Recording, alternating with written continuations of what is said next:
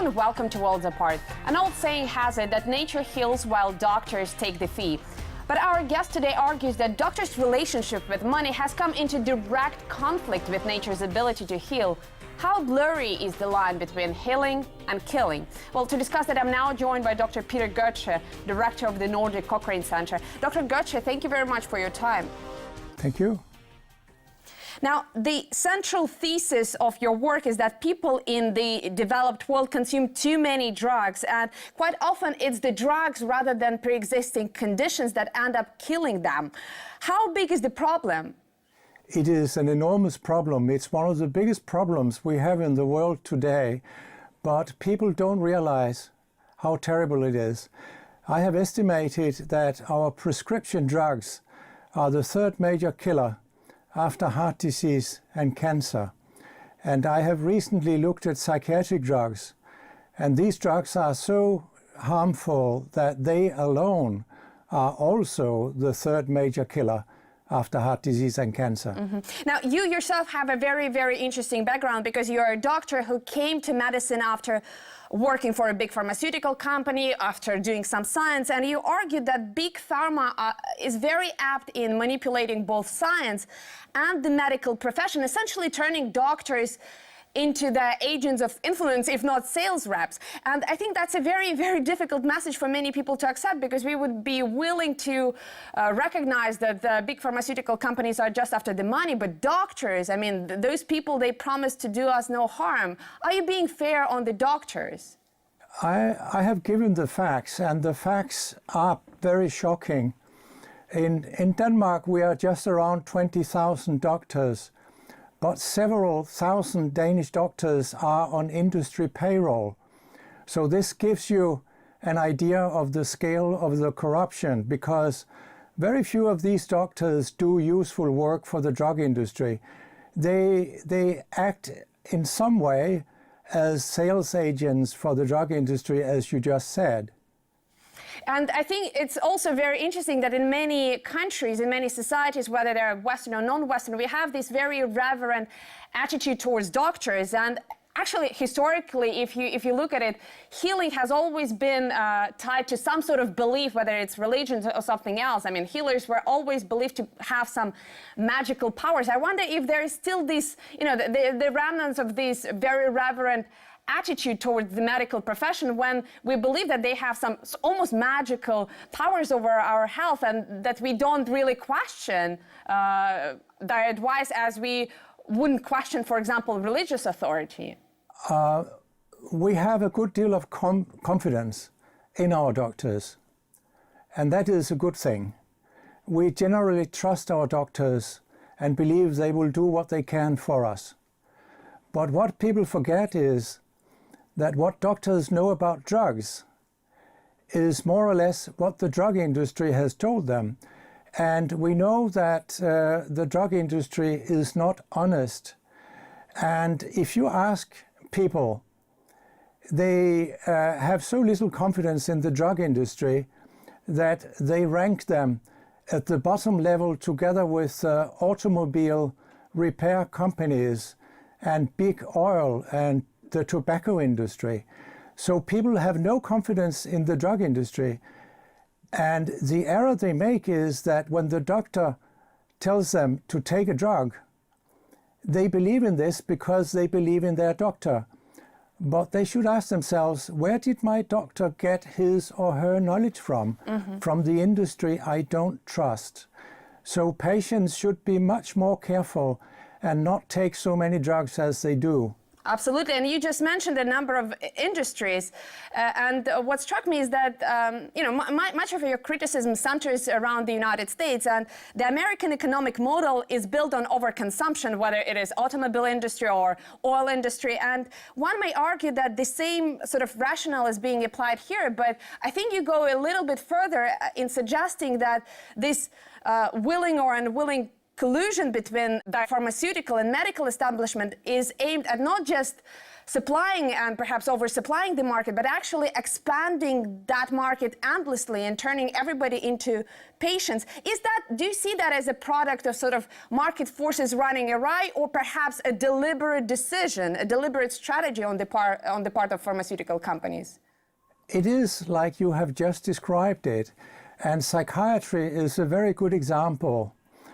Top psychiatrists in the United States are very often on industry payroll, and I call them corrupt in my new book about psychiatry because they let the industry do everything for them. The clinical trials, and the industry analyzes the trials, and even inventing new diseases. There is a close collaboration between top American psychiatrists and the drug industry, so that if you have a psychological problem and you go to an American psychiatrist, it will be very difficult for you not to come home with a diagnosis and a prescription for a psychiatric drug. This has gone completely out of control. Even in my country, people take so many psychiatric drugs that every 10th Dane could be in treatment for their whole life from they are born till they die. It's even more. It's 1 out of 7 actually, if they just take one drug each, that can be in treatment for their entire lives. Excuse me, but I find this insane, because these drugs have many terrible harms, including that they kill a lot of people. Now, Dr. Götze, the U.S. Food and Drug Administration plays no small role in it, and as I was researching this topic, that reminded me of the current obesity epidemic in the United States that essentially started with FDA's drive to replace fats with carbohydrates back in the 1990s, and over time, the FDA recognized that that advice was based on faulty science, and then the policy was turned around. Do you expect the same turnaround on prescription drugs? Because at the end of the day, it's the public healthcare system that will have to deal with all those over-medicated patients. Yeah, we have seen very many errors around recommendations about our diets. You are absolutely right about this. And there are many similarities between the food industry and the drug industry. None of them has any concern about people's health. They just want to sell their products, which is understandable. But to say that the drug industry works for patients is completely wrong. They work for money and profit. And by doing this, they create a lot of misery and a lot of death. And speaking about the Food and Drug Administration, they don't protect the public sufficiently, and other drug agencies don't protect the public sufficiently. And they are far too much on the drug industry's side, and they accept being manipulated by the drug industry.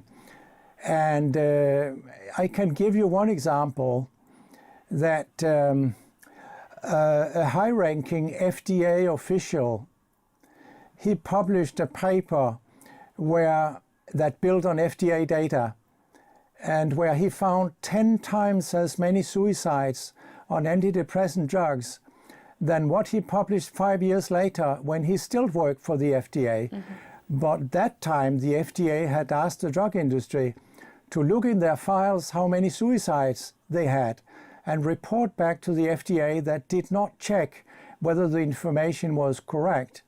So the same FDA official reported 10 times less suicides 5 years later. Mr. Götze, my theory here is that perhaps that FDA official was also on prescription drugs, and that somehow affected his memory. I mean, that is also possible, essentially because, you also claim that those drugs have a power of changing the brain architecture. I'm just joking here, but this is indeed a very serious matter. You mentioned that there are a lot of similarities between food and drug industry, and I think there is another industry that we have to mention, the tobacco industry, which also, a couple of decades ago tried to manipulate the science and tried to persuade the public that its product wasn't harmful, and sometimes there were even claims that it was beneficial to smoke. Now, when the United States government moved to ban some of the practices of the tobacco industry within the United States, that industry moved to other countries and employed pretty much the same tactics. So my question to you here,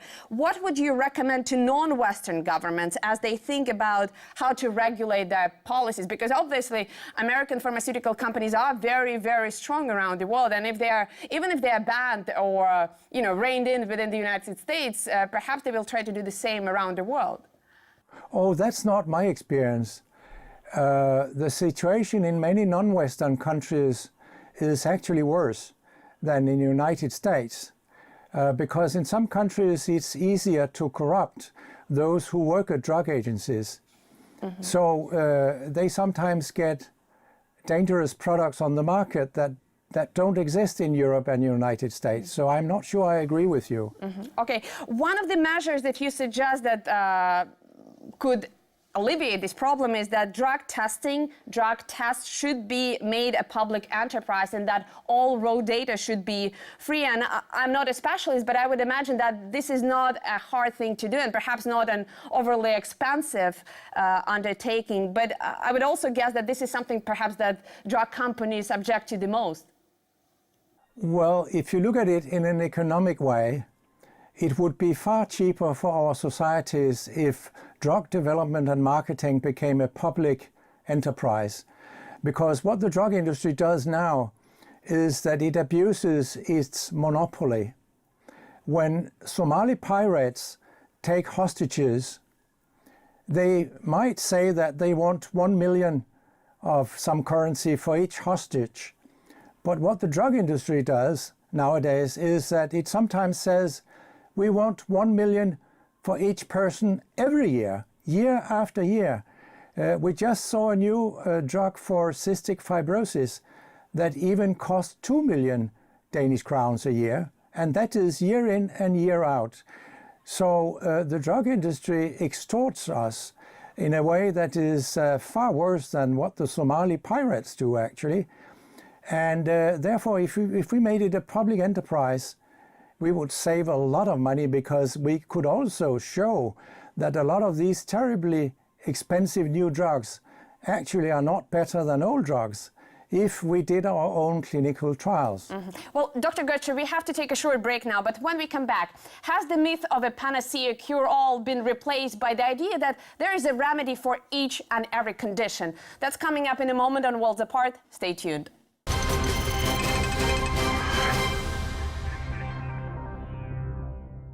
Welcome back to Worlds Apart, where we are discussing over-medication and over-diagnosis with Dr. Peter Götze, director of the Nordic Cochrane Center.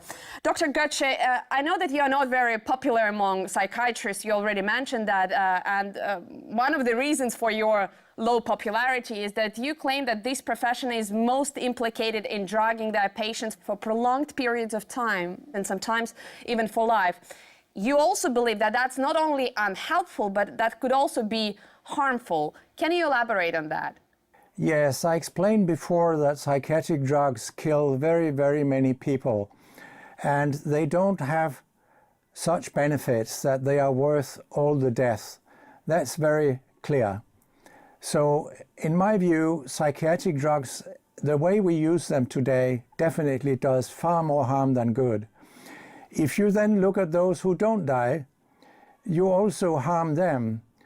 I have studied the scientific literature quite carefully, and my conclusion is that likely all psychiatric drugs, in the long run, if you take them for a long period of time, can lead to chronic brain damage. Some psychiatrists will tell you that it is the depression and schizophrenia that destroy the brain, and when you get drugs, you can prevent brain destruction. That is not correct. Psychiatric diseases don't destroy the brain. but the drugs do. Mm-hmm. Dr. Gosha, I think you also claim that in this particular field there is,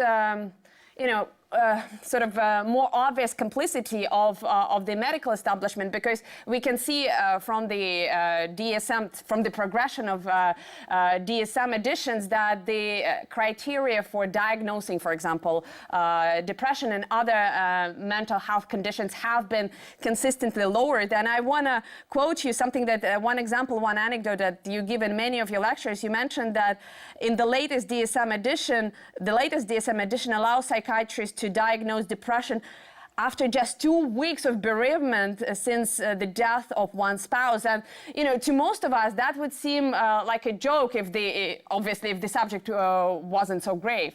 Well, it actually was a joke on my part. In the edition from, I think it was 1980, then you were allowed to feel sad for 1 year before it was a depression. In the next edition, it was 2 months, and in the latest edition, 2 weeks. So my joke was, why not 2 days in the next version? Yeah, absolutely. And you also joke that, what kind of a marriage should that be if you are not allowed to grieve for your deceased spouse for more than 2 weeks? I mean, that's, even if the marriage is awful, I think you would have some adjustment longer than that period. But speaking of which, I wonder, you blame the pharmaceutical companies for pushing with sort of laxing of this diagnostic criteria, but I wonder if that's also a cultural thing, because my experience in the United States has been that Americans do have this affinity for quick fixes, whether it's in foreign policy or medicine. They always want to do something, and they believe that action is always better than non-action. So I wonder if that's also part of the reason why doctors simply feel more comfortable prescribing something rather than waiting a little bit longer to investigate. Well, there is definitely this cultural issue with America, and overuse of drugs is worst in America, but it's very bad in our part of the world as well. So the difference is not that large. For example, in Denmark, we take so many antidepressant drugs that every one of us can be in treatment for 6 years of our lives. Do you believe that every Dane is depressed for 6 years or has serious anxiety for 6 years of their lives? Of course, that's not true. So it's not only a question of culture, it's very much a question of industry marketing, and also a question of people having forgot that what psychiatry should really be about is not drugs, but psychotherapy, about human understanding and empathy, learning people to cope with life's difficulties. That's what psychiatry should mainly be about, and not drugs. Mm-hmm. And I also think that one of the central points that really resonated with me that you make is that sometimes we just should allow nature to take its course, and sometimes people recover, because their bodies recover without any medical intervention. Yes, and this is certainly true for depression. A depression doesn't usually last very long. Most people recover in 6 to 8 weeks or 3 months or so, and then quite few get a relapse of depression within the next year or two. But nowadays, when you put people on antidepressant drugs, they become addicted to them. So it's difficult for people to get off them, for many people. And if they try to get off them, they may get withdrawal symptoms that can be pretty terrible, including depression, actually. And then patients and doctors, they think that this is because you are still ill and need to go on with the drug. So nowadays, many people take antidepressants for many years, and some take them for the rest of their lives. This is very, very sad. Mm-hmm. Absolutely, and I think that addresses that issue of trying to medicalize pretty much everything. And in that regard, I would like to ask you a little bit off-topic question, but I still think that it relates to sort of allowing nature to take its course. I found that it is extremely well, I wouldn't say extremely difficult, but that it is difficult in many countries, in many Western countries, to have a natural birth. I think many doctors in your societies have a sort of a bias towards C-section, which they believe to be better paid, it takes less time, and they claim that it is less risky for perhaps the doctors. I don't think it's the same for patients. And I wonder if that's not yet another example that, you know, market forces, if you allow them to function by themselves, they sometimes skew healthcare priorities, because I think it is pretty you know, understood across the board that it is better to have natural birth when you don't have complications, and yet there seems to be a bias in many developed countries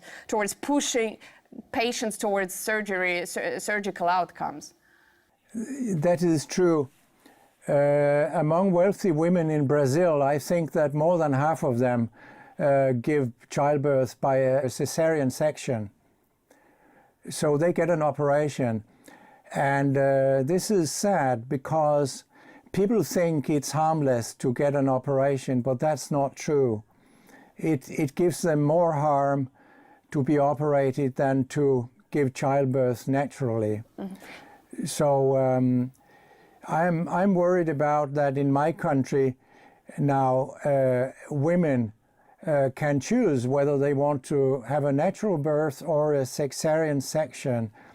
And I believe it can be discussed whether women should have this choice unless there are particular reasons, because it is definitely more harmful to have a cesarean section. Mm-hmm. And Dr. Götze, I think there is one more outcome here, one more factor that we need to discuss, is that in many countries that try to move away from C-section, they found that obstetricians no longer have that skill set. That is the case in Turkey that I'm aware of, at least. I wonder if that applies to medical profession in general. If drugs is your first choice, isn't it also true that, you know, your other medical skills may not be in such a big demand, and that after a while you actually, you know, the quality of doctors, the quality of medical profession seems to decrease, even though, you know, we live in the era of scientific progress? I'm smiling because I believe this is a strawman argument put forward by a Turkish obstetrician who wants to go on doing cesarean sections. You know, there are always difficult cases where doctors will recommend a cesarean section. So I am convinced that the obstetricians, they will get the training they need, even if they try to restrict the amount of cesarean sections. This is a non-argument. Okay, let's move to another very serious question that you raised a couple of times, and I'm talking here about excessive pre-screening for breast cancer. You believe that it picks up both benign and malignant tumors, and as a result, more people are subjected to unnecessary treatment. What is your advice for women? Just relax and come what may? I mean, what are you recommending here? At our center, we have probably looked into more depth about these trials of mammography screening than anybody else. And so we have studied it a lot.